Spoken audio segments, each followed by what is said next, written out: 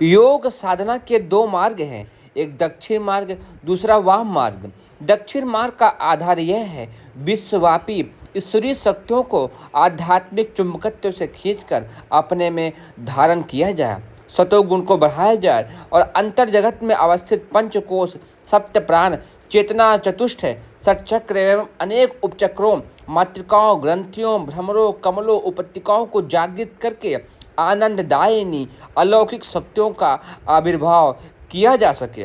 परंतु वाम मार्ग का आधार यह है दूसरे प्राणियों के शरीरों में निवास करने वाली शक्ति को इधर से उधर हस्तांतरित करके इस जगह विशेष मात्रा पर संचित कर लिया जाए और उस शक्ति का मनमाना उपयोग किया जाए।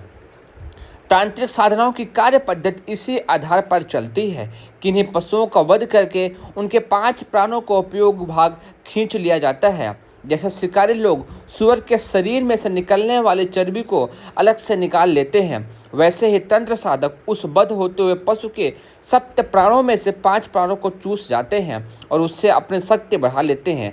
बकरे, भैंसे, मुर्गे आदि के बलिदानों का आधार यही है। मृत मनुष्यों के शरीर में 1 सप्ताह तक कुछ उपचक्र एवं ग्रंथियों में चेतनता बनी रहती है। शमशान भूमि में रहकर मुर्दों के द्वारा सब साधना करने वाले अघोरी उन मृतकों से भी शक्ति चूसते हैं। देखा जाता है कि कई अघोरी मृत बालकों की लाशों को जमीन में से खोद ले जाते हैं, मृतकों की खोपड़ी लिए फिरते हैं, चिताओं पर भोजन पकाते हैं। यह सब इसी प्रयोजन के लिए किया जाता है कि कुछ तांत्रिक कोमल प्रकृति के वयस्क स्त्री पुरुषों एवं छोटे बालकों पर अपना अदृश्य दांत गढ़ाकर उनका प्राण चूस सके और उनकी शक्तियों को लेते हैं। ऐसे अघोरी कापालिक, रक्तबीज, वैतालिक, ब्रह्म राक्षस, पुरुष तथा डाकिनी, शाकिनी, कपाल कुंडली, सर्पसूत्र आदि स्त्रियां अब भी गुप्त व प्रकट रूप में जहां तहां देखी जाती हैं।